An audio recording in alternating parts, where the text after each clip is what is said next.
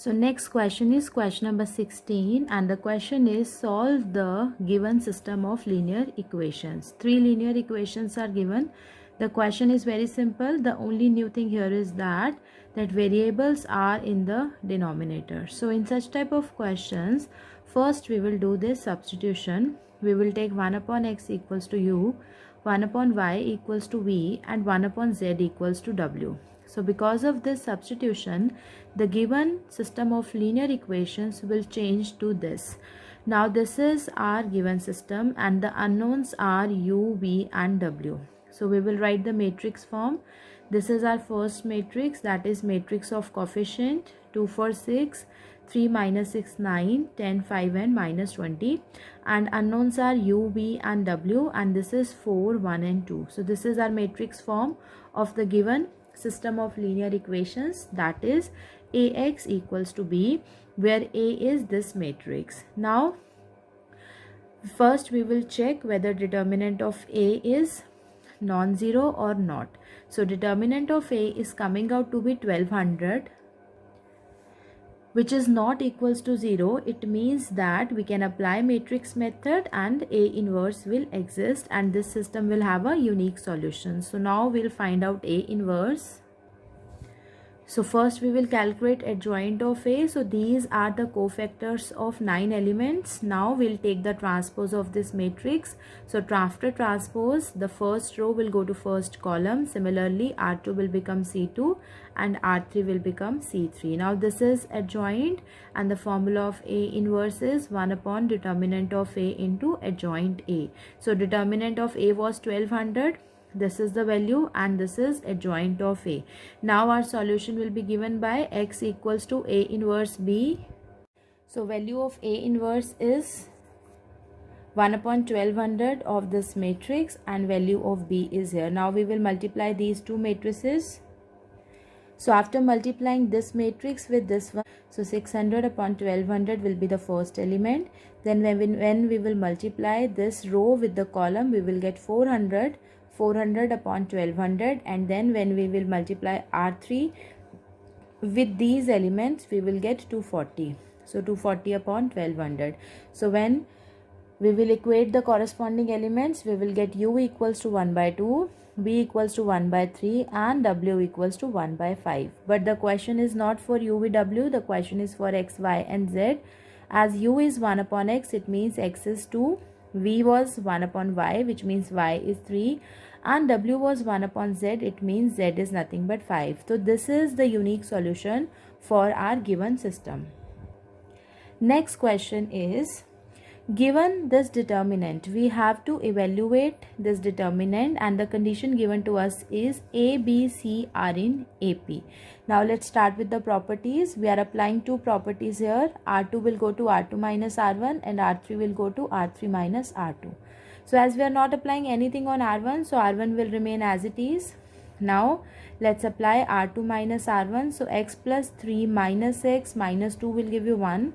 X plus 4 minus x minus 3 will also be 1. And x plus 2b minus x minus 2a will give you 2b minus 2a.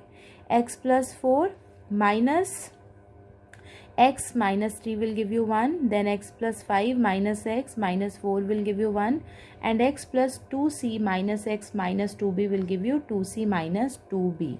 Now in the next step we can again apply one more property so that we will get zeros. So this is 1, this is also 1, so we can apply c1 minus c2 now. So after applying c1 minus c2, we will get C1 will be changed to minus 1, 0, 0 and C2 and C3 will remain as it is. Now as it is given to us that A, B, C are in AP, it means that common difference will be same. So B minus A must be equals to C minus B. Now in our given determinant, as you can see here, it is B minus A and here it is C minus B. But as we know that C minus B is nothing but B minus A only. So in our next step, we will replace this C minus B with B minus A. Now after doing this, R2 and R3 are identical, and if any two rows of a determinant are identical, then its value is 0. So our correct option is option number A. Next question is question number 18. One matrix of order 3 is given to us and we have to find its inverse. So first of all, we'll check whether inverse exists or not. So we will calculate determinant of A. We are expanding it along R1. So X as it is, Z into Y, that is YZ minus 0 into 0 is 0. It means we are getting XYZ. So XYZ, which is not equals to 0, it means A inverse exists. So next step is we will calculate adjoint A.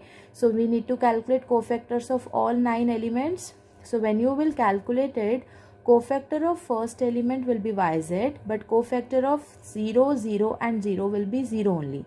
And similarly, cofactor of these 3 elements will also be 0. Only cofactors of diagonal elements will be non-zero. So now we will take the transpose of this matrix. After taking the transpose, we will get the same matrix again because this is a symmetric matrix. Now we'll apply the formula that A inverse is 1 upon determinant of A. The value of determinant of A is XYZ and this is the value of adjoint A. Now we'll multiply this 1 upon XYZ inside the matrix. So YZ upon XYZ will give you 1 upon X. XZ upon XYZ will give you 1 upon Y. And XY upon XYZ will give you 1 upon Z. But this answer is not given in any of the option, but it can be also written like this. So this is nothing but our option number A. So our right answer is option number A. Our next question, question number 19, it is an important question. Given to us is a matrix A of order 3 and we have to calculate its determinant. So we will expand it. We are expanding it along R1. 1 as it is, so 1 into 1 minus of minus sine square theta will be plus sine square theta, then minus sine theta, 1 into minus sine theta is minus sine theta, and minus of minus sine theta is plus sine theta, then plus 1 minus sine theta into minus sine theta is sine square theta, and minus of minus 1 is plus 1. Now in the next step, minus sine theta and plus sine theta will get cancelled. So we will be left with only 1 plus sine square theta and sine square theta plus 1, which will give us 2 plus 2 sine square theta. Now we have to find the value of this expression. As we know that the maximum value of sine theta can be 1 and the minimum value can be minus 1. But we need sine square theta. So sine square theta will be positive only. So minimum value of sine square theta can be 0 and the maximum can be 1. Now further we need 2. So multiply throughout by 2. So we will get 0. Here we will get 2 and this will become 2 sine square theta. Now we need 1 2 also. So let's add 2 throughout. So this will become 2. Here we will get 2 plus twice of sine square theta less than equals to, and 2 plus 2 will give us 4. And this is nothing but determinant of A. So this is determinant of A, which means that determinant of A lies between 2 and 4, which can be written as that determinant of A belongs to close interval 2 4. So our correct option is answer number D. So now revise this exercise and practice it one more time. Thank you.